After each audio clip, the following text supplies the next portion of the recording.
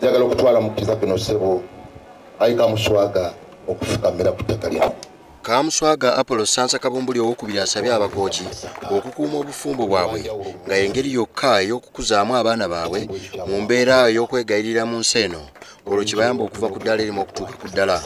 Kamuswaga okwogera bino abadde mu maka g'omwami n'omukyala Gerard Kagolo mu kujaguza emyaka egiwera ddala 30 nga bakuumaganye mu maka gaabwe agali mu ggombolola y'e Kabonero mu disitulikiti y'e Masaka.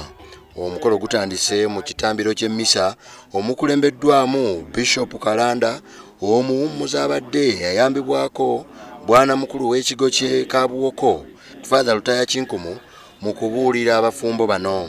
Kwongera okumanya kyamaka gatambulirwako abantu basatu, omwami n'omukyala aye n'omukama ng'ali wakati waabwe. Kakasa nti ffenna tugabanye ku bubaka obw'enjawulo bwatuyisiza era bwalisiza n'abagole. Sebo tweyanziza nnyo, tweyanzeege. Father Lutaya bwana mukulu asabye abakristu okwebalizaako abagole ab'olunaku abawezezza emyaka 35 olw'ebirungi bye bafunye wamu n'abaana awamu n'ebirala ebiraga nti basobola okubeera ekyokulabirako eri abakristu bannaabwe mu kitundu kino. Bwana mukulu ayongeddeko n'akubiriza abakristu okunywerera awamu ennyo naddala nga newankubadde basanze okusoomoozebwa okw'amaanyi mu bufumbo bwabwe.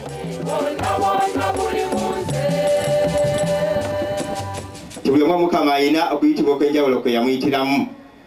Oba alina vocation Mukama ayagala amuweerereze. Naye bano baategera okuyitibwa kwabwe, siyinza gamba nti basanze ebizibu. Naye basanze ebizibu ne bagumiikiriza gamanyi nti Mukama ali wakati waabwe, bataterebuka era ndowooza Mukama ano babatuusizza. Twongera okumusaba n'emyaka egisigadde abakulembere. Ye ssentebe w'e Masaka omwami Joseph Kalungi mu kwogera kwe ayozaayozezza ko n'okulaga abafumbo bano n'abasaba bagende mu maaso n'okutwalako n'okwata omumuli mu ngeri gy'abadde batambulira mu maka gaabwe ekibasobozesezza okumala emyaka egiwera ddala 30. Tugenda mu kituufu mobayiro yabudaabuda abantu baffe